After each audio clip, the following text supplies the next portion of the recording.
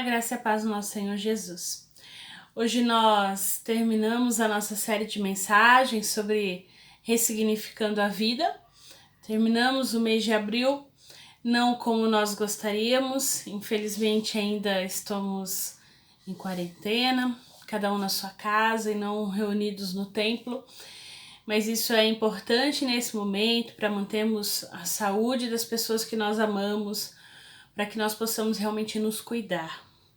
Você pode observar aí abaixo da descrição desse vídeo o roteiro para o culto doméstico.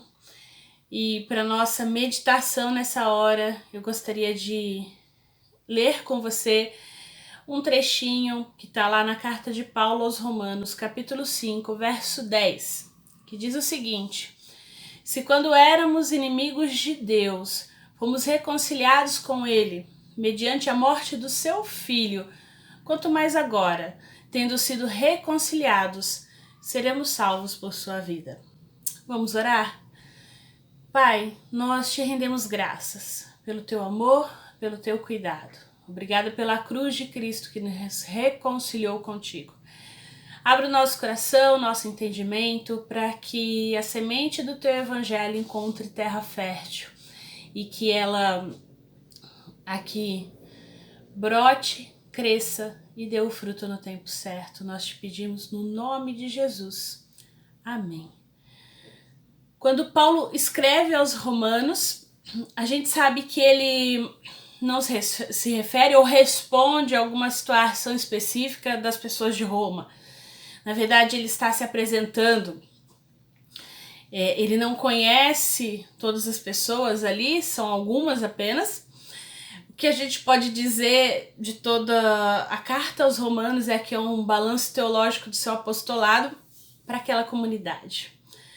Ele dá a razão da sua trajetória pessoal como judeu e como pelo poder do evangelho ele se transformou no missionário dos gentios. É como se Paulo estivesse dialogando consigo mesmo, em uma condição de judeu, mas que passa a ser tão próxima daquela comunidade, porque ali em Roma havia um bom número de judeus da diáspora. Ele começa esse capítulo 5, que nós lemos o versículo 10, afirmando que porque nós fomos aceitos por Deus, pela nossa fé nele, temos paz com ele, por meio de Jesus Cristo. Paulo ele afirma que foi Cristo quem nos deu, por meio dessa fé, a vida na graça de Deus. E que nós continuamos firmes nessa graça e nos alegramos na esperança de participar da glória de Deus. E ele reforça também que a gente precisa se alegrar nos sofrimentos, pois sabemos que o sofrimento produz paciência e a paciência traz a aprovação de Deus. E essa aprovação cria esperança. Essa esperança não nos deixa decepcionados, pois Deus derramou o seu amor no nosso coração por meio do Espírito Santo que Ele nos deu. É a partir dessa perspectiva que nós temos a nossa vida ressignificada. Nós passamos a viver com os olhos fitos na eternidade, mas ainda passamos por dores, por dificuldades, por lutas, por momentos difíceis como esse que nós estamos passando. Só que ele deixa claro que nós não estamos sozinhos. Essa esperança é que firma a certeza de que Deus quer ser o nosso melhor amigo. O nosso relacionamento com Deus tem muitos e variados aspectos. Deus é autor, criador, senhor, mestre, juiz, redentor, pai, salvador e muito mais.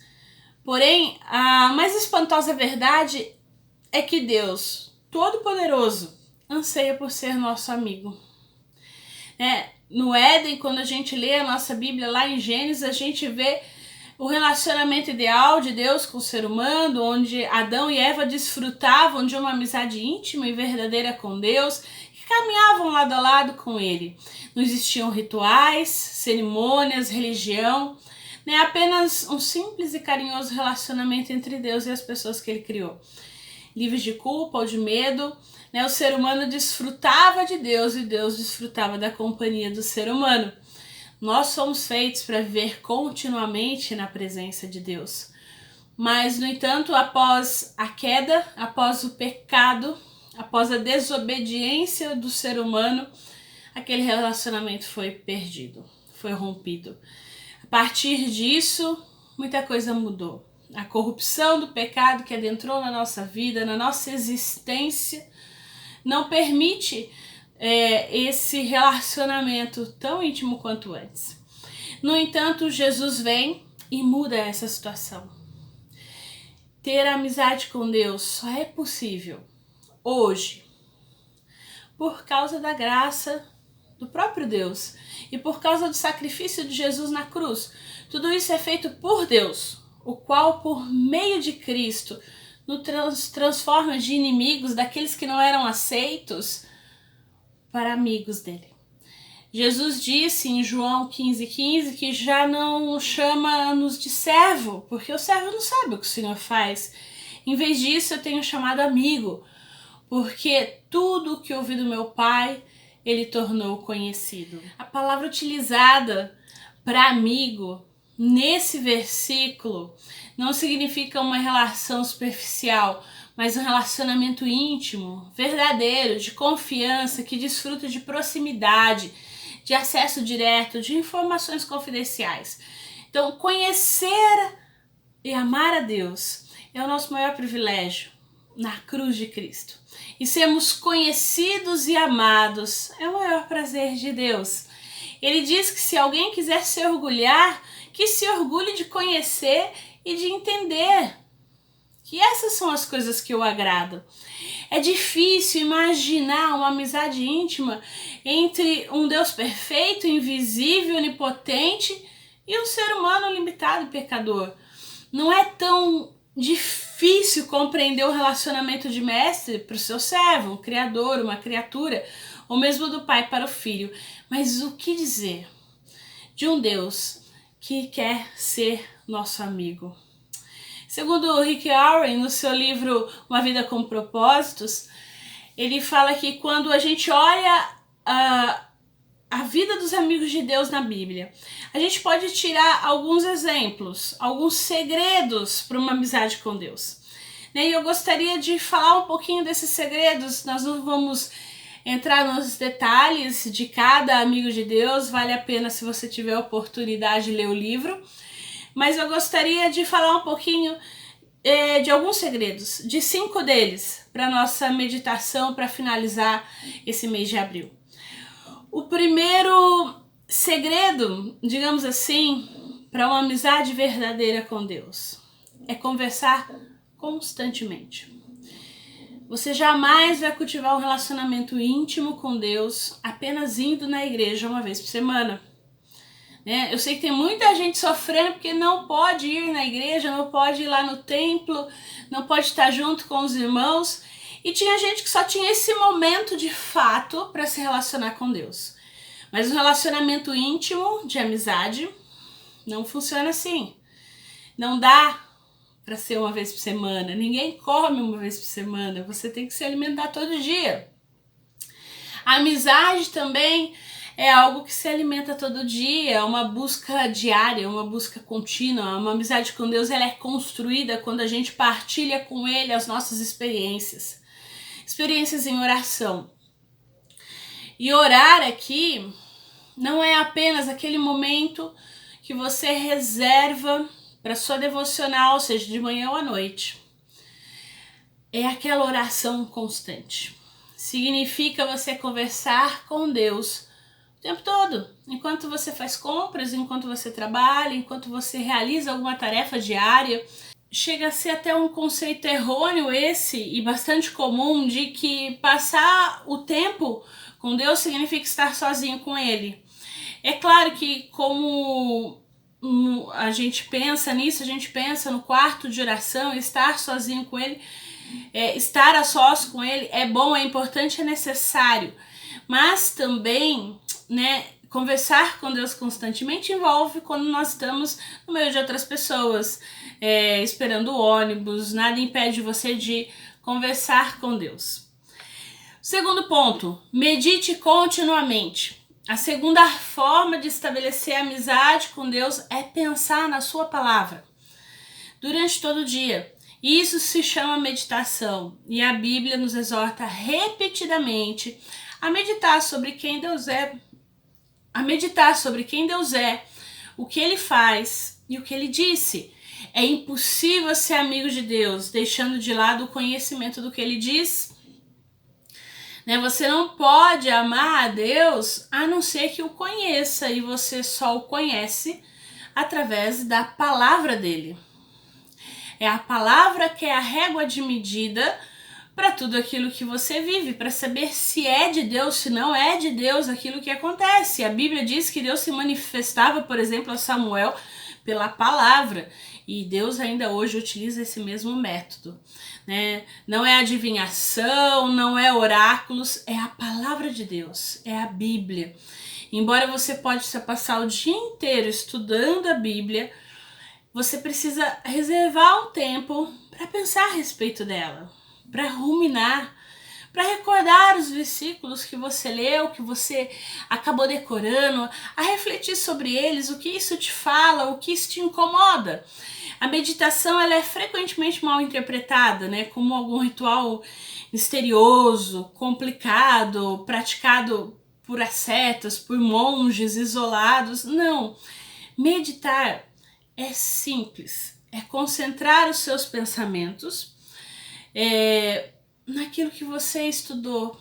Pode ser um versículo, um trecho maior, uma habilidade que você pode desenvolver ao longo do tempo, mas pensar na palavra, dia e noite, pensar sobre o que você leu, como isso realmente impacta a sua vida ou não. Terceira coisa, seja sincero com Deus. Desenvolver uma amizade mais profunda com Deus é ser absolutamente sincero. Deus sonda, Deus conhece, mas Ele quer ouvir a sua voz. Então, seja sincero sobre as suas falhas, sobre os seus sentimentos. Deus não espera que você seja perfeito, mas insiste que você seja sincero. Nenhum dos amigos de Deus que a gente vê ao longo da Bíblia são perfeitos. Se a perfeição fosse um requisito para amizade com Deus, jamais qualquer um poderia ser amigo de Deus. Mesmo Davi, que é homem segundo o coração de Deus, não era perfeito. Então, na Bíblia, os amigos de Deus, eles foram sinceros sobre os seus sentimentos. Às vezes eles reclamavam, eles criticavam, eles acusavam e discutiam com Deus. Mas Deus, no entanto, não parecia se aborrecer com essa fraqueza, porque na verdade Ele até incentivava. Nós temos muitas vezes o hábito de falar das coisas para as pessoas, mas esquecemos de falar para Deus. O lamento, o lamentar. Deus, está acontecendo isso, por que está acontecendo isso? Justo agora, esse seria o meu ano, eu estava com tantas expectativas, com tantas coisas, e de repente vem essa pandemia e acaba com todas as minhas expectativas. E agora? Você está sentindo isso? Fale para Deus, abra o coração, chore na presença dEle, reclame, esperneie, mas que seja na presença dEle. Por quê? Porque quando nós fazemos isso fora da presença de Deus, quando nós não somos sinceros com Ele, isso que seria uma sinceridade, abrir o coração, esses sentimentos ruins vão virando murmuração. E a murmuração vira pecado. Deus não se agrada daquele que murmura, porque aí a gente começa a reclamar. A culpa é de Deus. Tá acontecendo tudo isso porque Deus não quis me abençoar, por isso, por aquilo, enfim. Então, seja sincero, seja sincera com Deus. Quarto, obedeça a Deus na fé. Todas as vezes que você confia na sabedoria de Deus e faz o que Ele diz que você tem que fazer, mesmo sem entender, você aprofunda a amizade com Ele. Eu sei que normalmente a gente não considera a obediência uma característica de amizade. ela é reservada mais para um relacionamento com o pai, com o chefe, com um oficial superior, mas não com um amigo. Entretanto, Jesus ele deixa claro que a obediência é uma condição para obter a intimidade com Deus. Ele diz: vocês serão meus amigos se fizerem o que eu ordeno. Jesus, quando nos chama de amigo, ele poderia se referir a amigo de rei numa corte. Ele poderia se referir a amigo de rei numa corte. E embora esses companheiros íntimos tivessem o privilégio especial, eles ainda estavam sujeitos ao rei e tinham que obedecer às suas ordens. Nós somos amigos de Deus, mas nós não somos iguais a Deus. Deus reina, Ele é Senhor. Ele é o nosso amado líder, Ele é quem nós seguimos. Nós obedecemos a Deus não por obrigação, por medo ou por imposição, mas porque nós o amamos. Não por obrigação, mas porque nós sabemos que Ele sabe o que é melhor para nós. Nós queremos seguir a Cristo, nós queremos ficar firme e justamente por isso, por gratidão, por tudo que Ele fez por nós, nós passamos a obedecê-lo. A gente sabe que geralmente um amigo verdadeiro quer o melhor para nós e a gente escuta. E o escutar aqui é obedecer. E é isso que torna essa amizade mais intensa, mais próxima, mais verdadeira. E o quinto ponto que a gente pode dizer, o quinto segredo aqui é: valorize o que Deus valoriza. É isso que os amigos fazem. Importar-se com o que é importante para outra pessoa. Quanto mais você se torna amigo de Deus, mais você se importa com as coisas que Ele se importa. Sofre com as coisas pelas quais Ele sofre e se alegra com as coisas que Ele se alegra. As prioridades de Deus passam a ser as suas prioridades e os desejos de Deus passam a ser os seus desejos. É algo natural quando se desenvolve uma amizade. E o que é importante para Deus? As pessoas. A redenção do seu povo. Ele quer que todos os seus filhos perdidos sejam achados. Para Deus não existe perdido. Todos são uma possibilidade de restauração. Ele sabe quem vai aceitá-lo, quem é salvo, mas nós não sabemos. Por isso que nós precisamos amar as pessoas, porque Ele ama. Esse é o único motivo pelo qual Jesus veio à Terra, para salvar as pessoas, todas as pessoas, sem distinção de pessoas. Somente Ele sabe quem são os eleitos. Então, a coisa mais preciosa para o coração de Deus são as pessoas. Ele deu o seu Filho na cruz para derramar o sangue e salvar essas pessoas.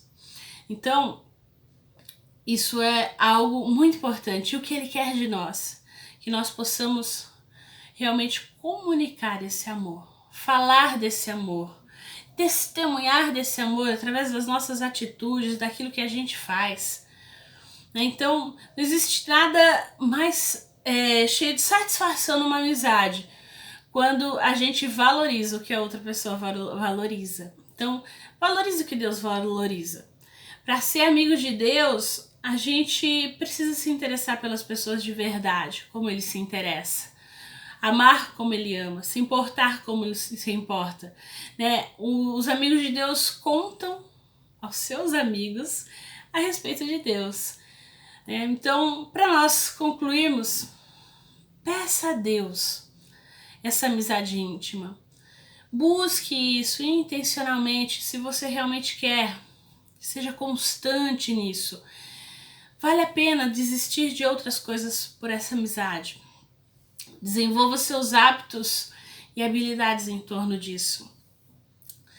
Você talvez possa ter sido apaixonado por Deus no passado, mas perdeu esse desejo e por algum motivo você está como os cristãos de Laodiceia, perdeu o primeiro amor.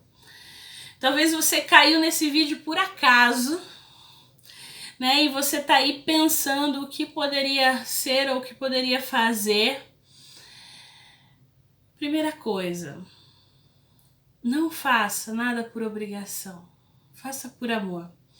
Se você estiver passando pelos abalos espirituais, não se surpreenda quando Deus permitiu o sofrimento na sua vida. Talvez você esteja nesse momento se questionando por que de tudo isso. Como afirma C.S. Lewis, o sofrimento é o megafone de Deus. E a forma de Deus sacudir a gente da nossa letargia espiritual algumas vezes é usando o sofrimento. Os nossos problemas não são uma punição. Covid-19 não é uma punição de Deus.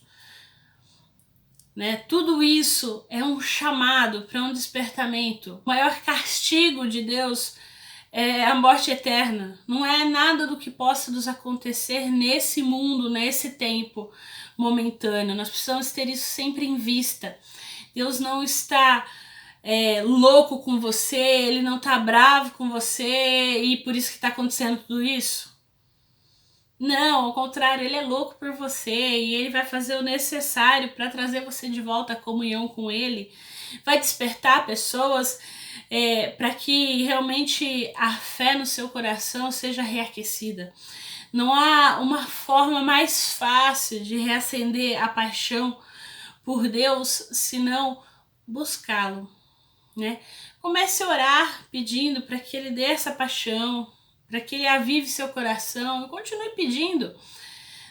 A fé vem dEle, é Ele quem nos dá essa fé. Então não há nada, absolutamente nada, mais importante do que desenvolver uma amizade com Deus. E é esse relacionamento que dura para sempre, é esse relacionamento que nos fortalece.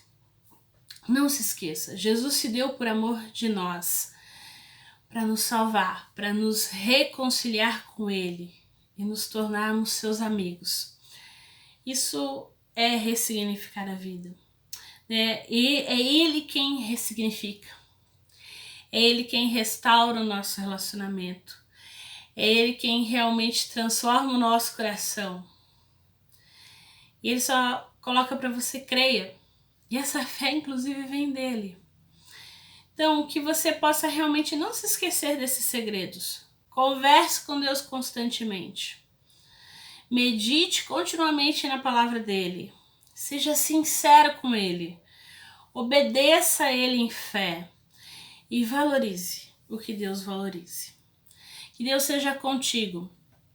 Que a sua vida possa ser ressignificada em Cristo Jesus. Que Deus te abençoe. Tenha uma ótima semana no nome do Senhor Jesus.